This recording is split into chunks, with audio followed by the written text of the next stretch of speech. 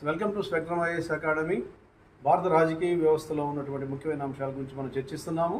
ఈ నేపథ్యంలో మనకి సోర్సెస్ ఆఫ్ ఇండియన్ కాన్స్టిట్యూషన్ అనేది చాలా ముఖ్యమైనటువంటి అంశం. వాస్తవంగా చెప్పాలంటే భారత రాజ్యాంగానికి మూలం ఏదని చెప్పేసి ఈ ప్రశ్న ఎన్నోసార్లు అడిగారు. భారత రాజ్యాంగానికి మూలము ప్రజలు. అయితే ఆ ప్రజలకు కావలసినటువంటి రాజ్యాంగపరమైనటువంటి రక్షణలు కానీ, రాజ్యాంగ పాలనలో చేర్చే అంశాలు కానీ, రాజ్యాంగం మనకి ఇచ్చేటువంటి సౌకర్యాలు కానీ మనం ఆధారాలు అని చెప్పేసి అంటాం. ఏ ఆధారాలతో భారత రాజ్యాంగాన్ని నిర్మించడం జరిగింది, ఇట్లా ముఖ్యమైన ఆధారాల గురించి మనం డిస్కస్ చేద్దాం. మనం ఎక్కువ కాలం పార్లమెంట్ తరహా ప్రభుత్వంలో ఉన్నాం కాబట్టి బ్రిటిష్ వారి యొక్క పార్లమెంట్ తరహా పద్ధతిని మనం బ్రిటిష్ నుంచి, ఇంగ్లాండ్ నుంచి గ్రహించడం జరిగింది. ప్రాథమిక హక్కులు అనేవి అమెరికా రాజ్యాంగం నుంచి గ్రహించడం జరిగింది.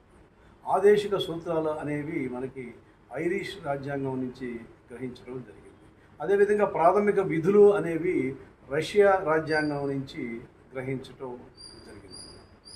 తర్వాత మనకి ఇంకా పరిశీలించినట్లయితే ముఖ్యమైన అంశాలు మనం డీటెయిల్గా ముందుకు వెళ్ళినట్లయితే మరికొన్ని అంశాలని మరొక వీడియోలో మీకు క్లియర్గా నేను తెలియజేస్తాను.